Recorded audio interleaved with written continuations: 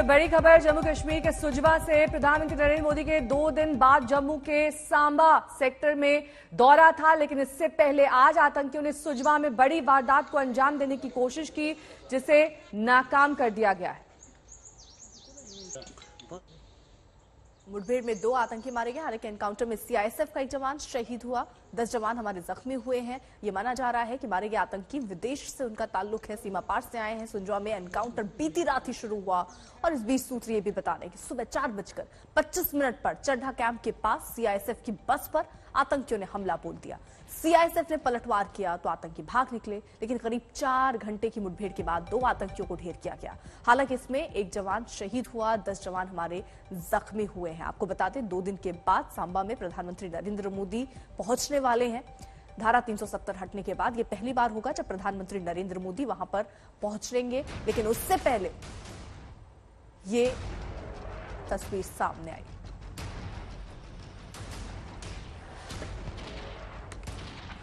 Sir, ये जो पूरा मामला कल रात को चला, इसके बारे में हमें जानकारी दीजिए। कल रात हमने इनपुट्स पे कॉर्डन लगाया था यहाँ पे, और हमारी पूरी टीम सीआरपीएफ और सीआईएसएफ और जो भी नफरी अवेलेबल थी हमारे साथ, उनके साथ हमने मिलके कॉर्डन लगाया था। सुबह इन्होंने कॉर्डन तोड़ने की कोशिश की, जिसमें कि कुछ हमारे जम्मू कश्मीर पुलिस के जवान इंजर्ड हो गए, कुछ सीआईएसएफ के जवान इंजर्ड हो गए। लेकिन अच्छी बात ये रही कि इन्होंने इनको भागने नहीं दिया, इनको कॉर्डन के अंदर ही रहने दिया।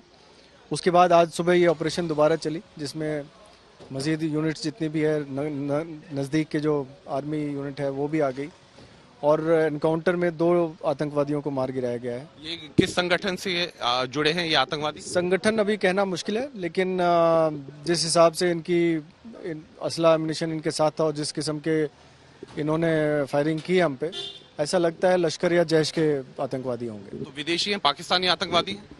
ये लग रहा है कि ये पाकिस्तानी आतंकवादी दोनों हैं। तो मुकेश सिंह जी, कुछ इनपुट्स मिले हैं कि क्या कोई ये बहुत बड़ी वारदात करने वाले थे? क्योंकि प्रधानमंत्री नरेंद्र मोदी इस रविवार को आ रहे हैं जम्मू संभाग में, क्या उस दिन कोई बड़ी वारदात करने वाले थे? ऐसा हो सकता है कि इनके मंसूबे खराब हों और खतरनाक हो, लेकिन जिस हिसाब से कार्रवाई की गई है, इन दोनों को न्यूट्रलाइज कर दिया गया। सियासी सरगर्मी भी तेज है। क्या कुछ प्रतिक्रियाएं आ रही हैं, आपको दिखाते हैं। उनके जवानों ने, जम्मू कश्मीर पुलिस और सेना के जवानों ने पाकिस्तानी आतंकवादियों की इस साजिश को विफल कर आतंकवादियों को मौत के घाट उतारा है। ये फिर से एक पैगाम है कि जो भारत देश के खिलाफ साजिश करेगा उसको मौत के घाट उतार दिया जाएगा। मैं अपने सुरक्षा बलों के जवानों का, Jammu Kashmir police, CISF, CRPF, SSB, ITBP और जम्मू कश्मीर पुलिस के साथ साथ भारतीय सेना के जांबाज वीरों को बधाई देता हूं।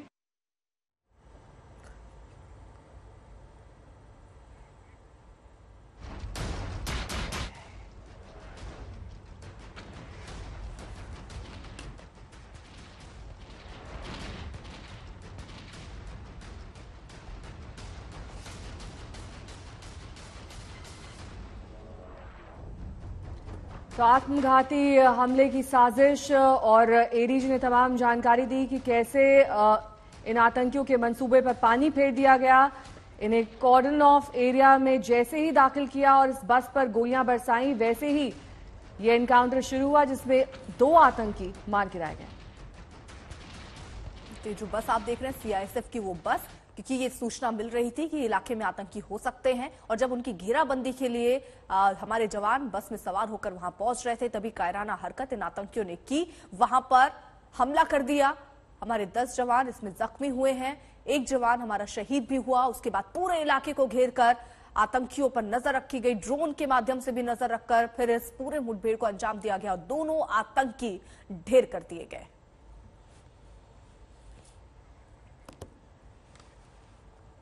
तो एक और जहां दिल्ली हिंसा के बाद सियासत तेज है, तो वहीं दूसरी ओर योगी सरकार पूरी तरह से अलर्ट मोड में है। आने वाले दिनों में त्योहारों को देखते हुए योगी आदित्यनाथ ने सख्ती से कदम उठाने के लिए कहा है।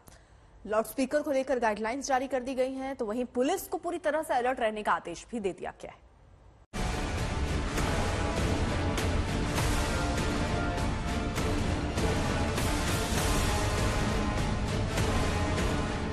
त्योहारों के मौसम में फैली हिंसा की आग ने देश के कई राज्यों को अपनी चपेट में ले लिया।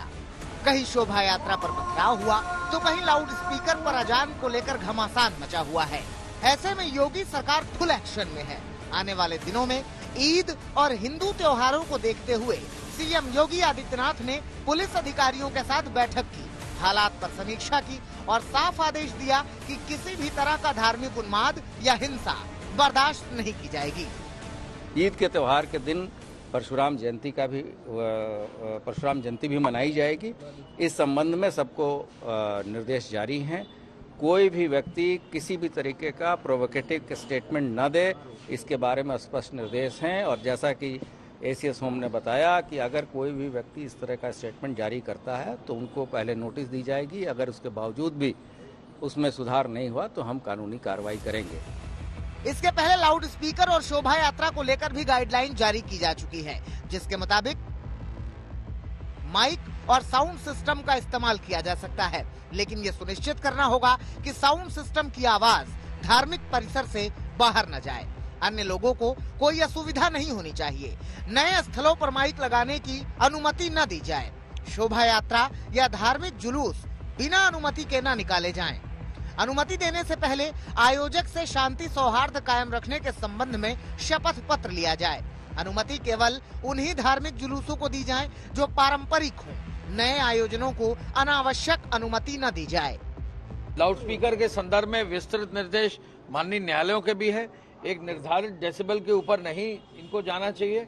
ये बहुत महत्वपूर्ण बिंदु है। इस पर बहुत क्लियर कट निर्देश है, उन पर कार्रवाई अमल में लाई जा रही है। कहीं अगर कोई दिक्कत होगी तो उसका समाधान भी किया जाएगा। रमजान, ईद और अक्षय तृतीया के त्योहार इस दौरान पड़ रहे हैं और जिस तरह से रामनवमी और हनुमान जन्मोत्सव के दौरान हिंसा की खबरें बाकी राज्यों से आई हैं, उसे देखते हुए योगी सरकार कोई कोताही नहीं करना चाहती। थाना अध्यक्ष से लेकर एडीजी तक को 24 घंटे के भीतर अपने अपने क्षेत्र से धर्मगुरुओं, समाज के अन्य प्रतिष्ठित जनों के साथ संवाद करने के आदेश दिए गए हैं। पुलिस अधिकारियों को अपने क्षेत्र में रहने और रात में वहीं विश्राम करने को कहा गया है। 4 मई तक सभी पुलिस अधिकारियों की छुट्टी निरस्त कर दी गई है। जो छुट्टी पर हैं, उन्हें 24 घंटे के अंदर लौटने के आदेश दिए गए हैं। संवेदनशील क्षेत्रों में अतिरिक्त पुलिस बल की तैनाती की बात कही गई है।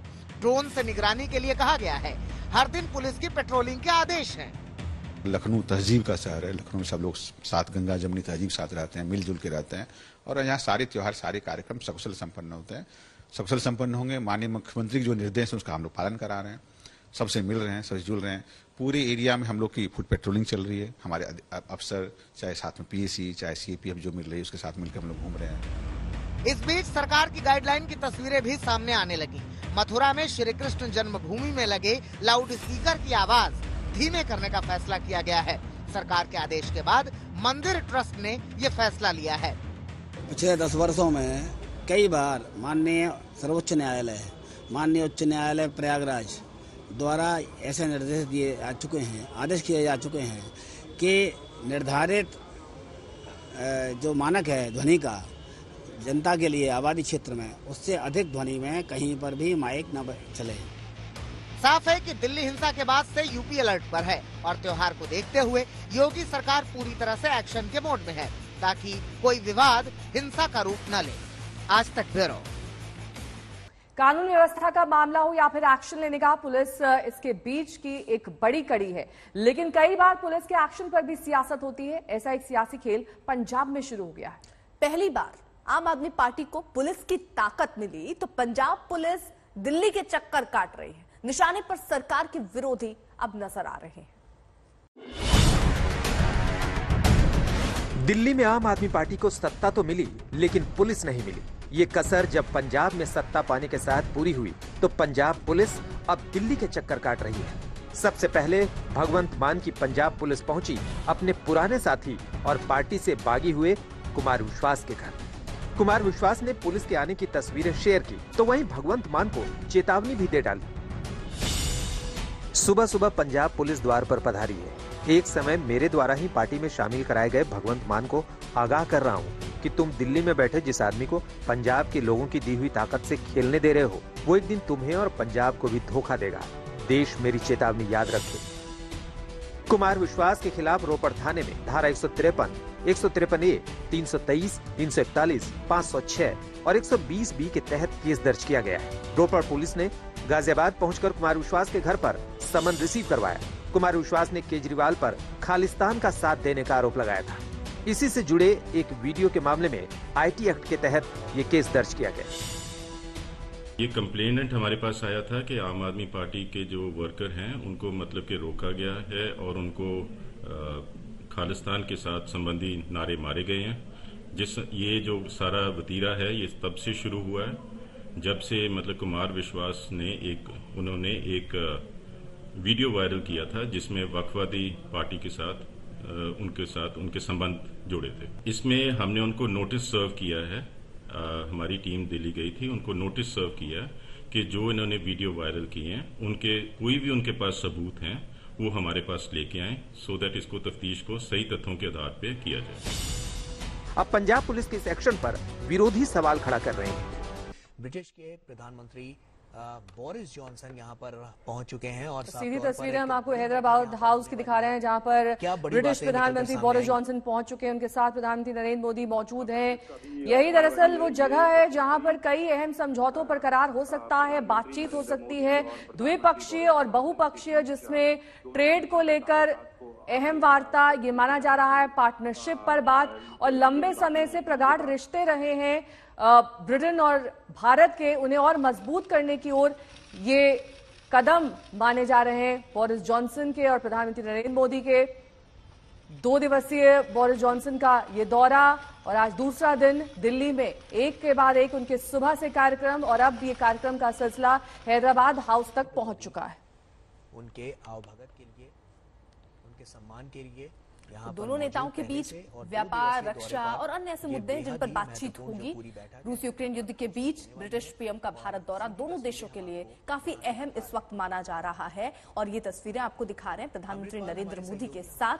वो आगे बढ़ते हुए एक गर्मजोशी से उनका स्वागत यहां पर हुआ। दोनों देशों के नेता अब किस तरीके से रूस यूक्रेन को लेकर बातचीत करते हैं, व्यापार की दिशा में, रक्षा और अन्य मुद्दों पर क्या चर्चा होती है, उस पर भी नजर रहेगी। हिमांशु हमारे साथ, हमारे सहयोगी इस वक्त जुड़ चुके हैं। हिमांशु, देखिए आज पूरा दिन का उनका कार्यक्रम है, प्रधानमंत्री से मुलाकात की तस्वीरें हम देख रहे हैं। नजर इस बात पर ही कि देखिए जो युद्ध की स्थिति इस वक्त चल रही रूस यूक्रेन के बीच, काफी अहम माना जा रहा था उनका ये दौरा। किन किन मुद्दों पर हो सकती है बात? देखिए बिल्कुल बहुत अहम दौरा है अर्पिता। जिस तरीके से भारत ने यूक्रेन और रूस के युद्ध के अंदर अपने आप को तटस्थ रखा और ब्रिटेन ने जिस तरीके से खुलकर जो है वो यूक्रेन का साथ दिया, और यूक्रेन के जो राष्ट्रपति हैं जेलेंस्की, उनके साथ मुलाकात भी की थी बोरिस जॉनसन ने। लेकिन ये उसके बावजूद जो है बोरिस जॉनसन जो है वो भारत दौरे पर हैं, और यहाँ पर आज उनके कई समझौते जो हैं वो भारत सरकार के साथ होने वाले हैं, ब्रिटेन सरकार के। लेकिन सबसे बड़ी बात यह है कि लगभग $100 अरब का निवेश जो है वो करने जा रहा है ब्रिटेन भारत के अंदर, और साथ ही साथ जो भारत के प्रोफेशनल्स हैं अगर वो ब्रिटेन में जाकर काम करना चाहते हैं तो उनके लिए भी वीजा जो है बहुत इजी तरीके से मिल सकता है। इस तरीके से रक्षा सौदे को लेकर भी बातचीत होगी, और साथ ही साथ ये जरूर है कि जब 2 राष्ट्रों के अध्यक्ष मुलाकात करते हैं तो ऐसे में जो विश्व की स्थिति है उसको लेकर चर्चा जरूर होती है। तो ये माना जा सकता है यूक्रेन और रूस का जो युद्ध इस वक्त चल रहा है उसको लेकर दोनों ही देशों के जो राष्ट्राध्यक्ष हैं पीएम मोदी और ब्रिटेन के प्रधानमंत्री बोरिस जॉनसन, दोनों के बीच में इसको लेकर भी जरूर बातचीत होगी। साथ ही रक्षा के क्षेत्र में कई अहम करार किए जा सकते हैं, इसके बारे में क्या जानकारी हिमांशु? देखिए अभी जो भी रक्षा करार किए जाएंगे उनको लेकर एक आम सहमति बनेगी। दोनों देशों के जो सेक्रेटरीज हैं डिफेंस के वो होंगे, एनएसएज वहां बैठेंगे, और जो भी सहमति बनेगी और करार होगा उसकी जानकारी अब से कुछ देर के अंदर अर्पिता जो है वो मिलेगी। लेकिन इतना जरूर है कि बहुत अहम मुलाकात दोनों देशों के प्रधानमंत्री की जब रूस और यूक्रेन के बीच में युद्ध चल रहा हो। हिमांशु, देखिए जहां एक तरफ ब्रेक्जिट के साथ के बाद नए साथियों की खोज यहां पर रहेगी बोरिस जॉनसन की। रूस यूक्रेन युद्ध के बीच समर्थन जुटाना उनकी कोशिश होगी। भारत की कोशिश आप क्या देखते हैं? क्योंकि जरूरी यह है कि आसान वीजा हो जाए, जैसा आप कह रहे हैं, मुफ्त व्यापार समझौता हो जाए, रूस रक्षा क्षेत्र में विदेशी तकनीकी मिल जाए, तो ये भारत की प्राथमिकताओं में से है। जॉनसन की प्राथमिकताओं में क्या होगा? देखिए, बिल्कुल जॉनसन की भी यही प्राथमिकता रहेंगी कि वो किसी तरीके से जो है भारत के जो प्रोफेशनल्स हैं उनको हायर करके वहां पर अपने बिजनेस को बढ़ाए, और साथ ही साथ अगर वो भारत में निवेश करने जा रहे हैं 100 अरब डॉलर, तो उसमें कहीं ना कहीं जो है वो उनको फायदे का एक सौदा दिखाई देता है। और तो रूस यूक्रेन के बीच जंग और भीषण होती जा रही है। मारियोपोल और खार्किव में रूस के हमले लगातार जारी हैं। और रूस का दावा है कि उसने मारियोपोल पर फिर से फतह हासिल कर ली है। यूक्रेन ये कह रहा है कि वो अब भी मुंहतोड़ जवाब दे रहा है, लेकिन मारियोपोल से आ रही तस्वीरें इतनी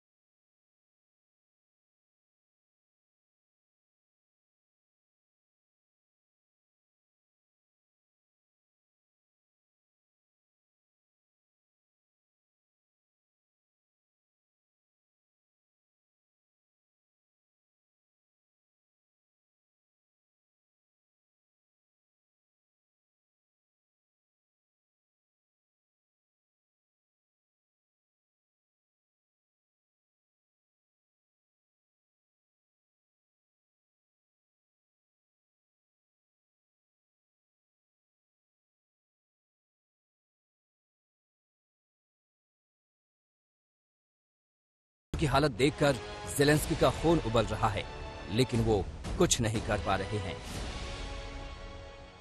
В місті охайність, такий наш Харків, такі наші люди, така наша Україна. Нам вдалося звільнити від окупантів міста і громади 3 північних областей України, Київської, Чернігівської та Сумської. Одразу ж робимо все, щоб повернути туди саме нормальне життя.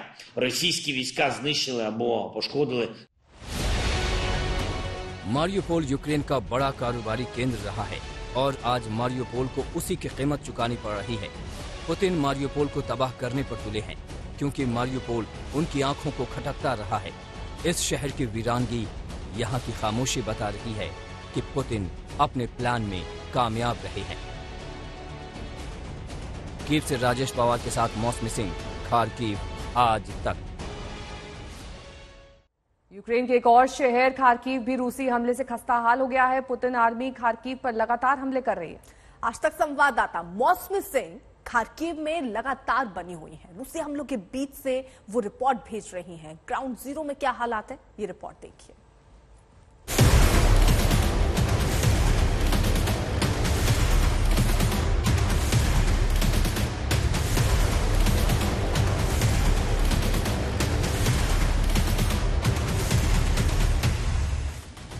ये रूस का एक और बड़ा शहर खार्किव है, जो इस वक्त रूसी सेना के टारगेट पर है।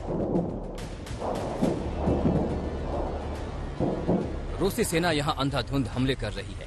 इन हमलों में किस कदर तबाही हो रही है, ये आप इन तस्वीरों में देख सकते हैं। जरा देखिए एक प्लांट पर रॉकेट से हमले के बाद धधकती इस आग को, और ये देखिए कैसे रूसी हमले के बाद इस बहुमंजिला इमारत का एक हिस्सा ताश के पत्ते की तरह भरभरा कर गिर रहा है। जब रूसी सेना ने इस शहर पर धावा बोला तो आज तक संवाददाता मौसमी सिंह मौके पर मौजूद थी। जंग का खौफ क्या होता है, कैसी बेचैनी, कैसी बदहवासी रहती है, ये आप उनके इस ग्राउंड रिपोर्ट में देख सकते हैं। को दिखाते हैं कि किस तरह से जब रॉकेट गिरता है तो क्या स्थिति होती है यहाँ पे। अभी ताजा रॉकेट यहाँ पे गिरा है, हम खार्किव शहर में हैं और लगातार किस तरह से शेलिंग का सामना कर रहा है खार्किव शहर, उसकी ताजा तस्वीरें आप देखिए। हम पहले चैनल है जो यहाँ पे पहुंचे हैं, आप देखिए पीछे धू धू करके पूरा धुआं निकल रहा है इस प्लांट में जो इस इलाके में शेलिंग हुई है। हम आपको ये लाइव इमेजेस नहीं दिखा सकते पर डिफर्ड दिखा रहे हैं कि किस तरह से यहाँ पे आग बुझाने की पूरी कोशिश हो रही है। फायर ब्रिगेड्स आई हैं। मौसमी सिंह लगातार खार्किव से रिपोर्ट कर रही हैं। हमलों के बीच वो खार्किव में हुई तबाही का जायजा ले रही हैं। खार्किव की तस्वीरें भीषण तबाही की गवाही दे रही हैं।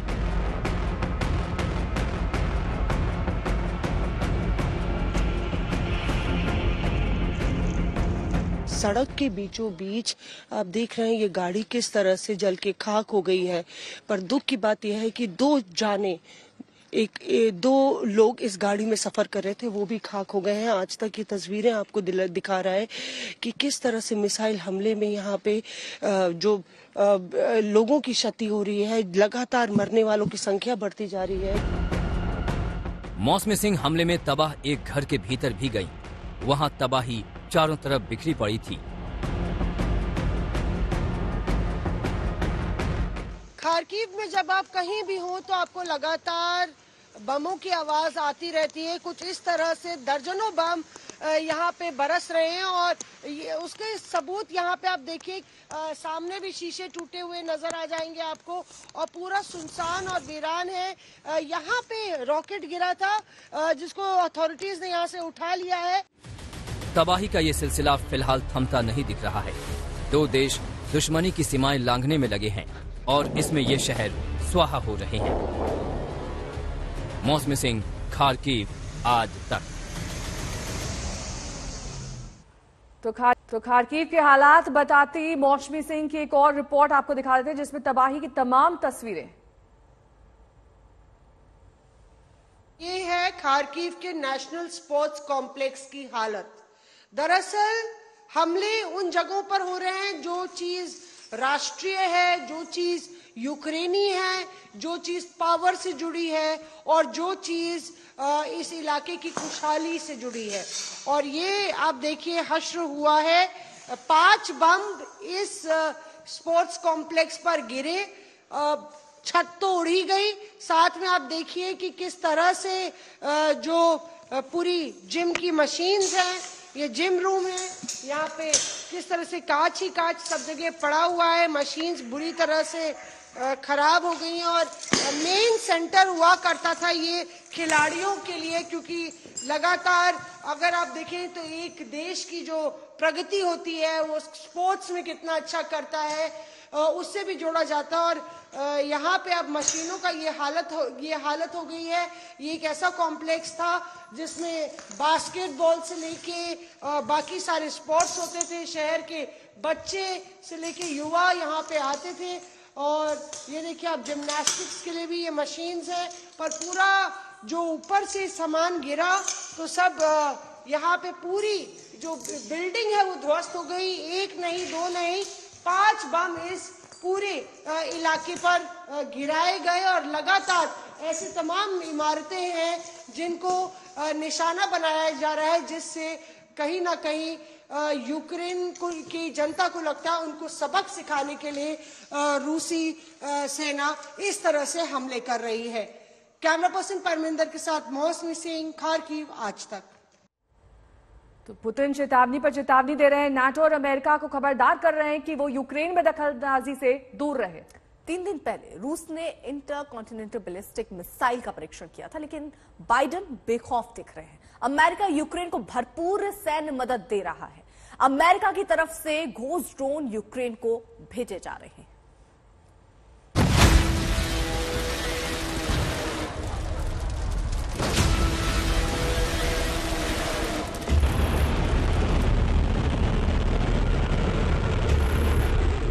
With пытается угрожать нашей стране.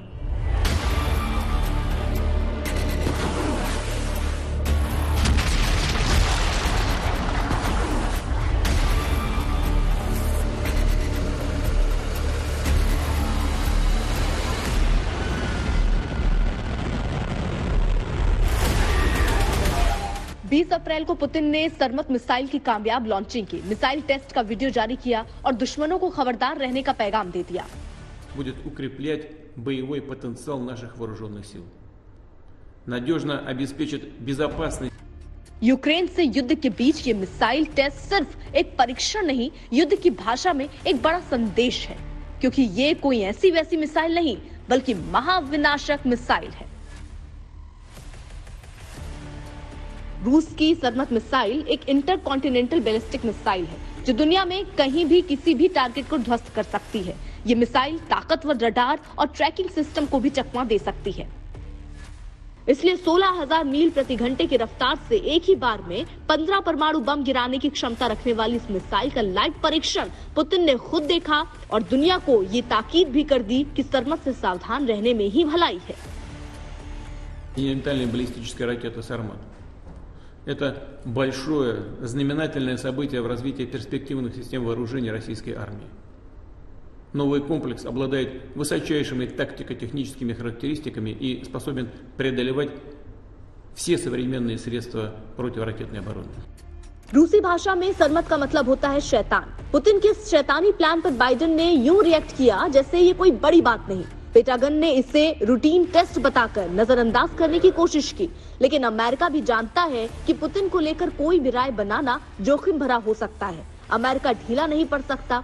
यूक्रेन को हथियारों का जखीरा भेजने के प्लान पर लगातार काम जारी है। बाइडेन के वेपन प्लान में अब एक नया हथियार और जुड़ गया है। उस हथियार का नाम है फिनिक्स घोस्ट ड्रोन। आखिर ये फिनिक्स घोस्ट ड्रोन क्या बला है? इस ड्रोन को यूक्रेन की जरूरत के हिसाब से खास तौर पर तैयार किया गया है। ये ड्रोन दिन हो रात हो 40 किलोमीटर तक उड़ान भरकर हमला करने में सक्षम है। ये ड्रोन 6 घंटे तक उड़ान भरने की क्षमता से लैस है। अमेरिका ने यूक्रेन के लिए अपना अस्त्रागार खोल दिया है। $800 मिलियन की सैन्य मदद से साफ है कि ये लड़ाई यूक्रेन के साथ साथ अमेरिका की भी है।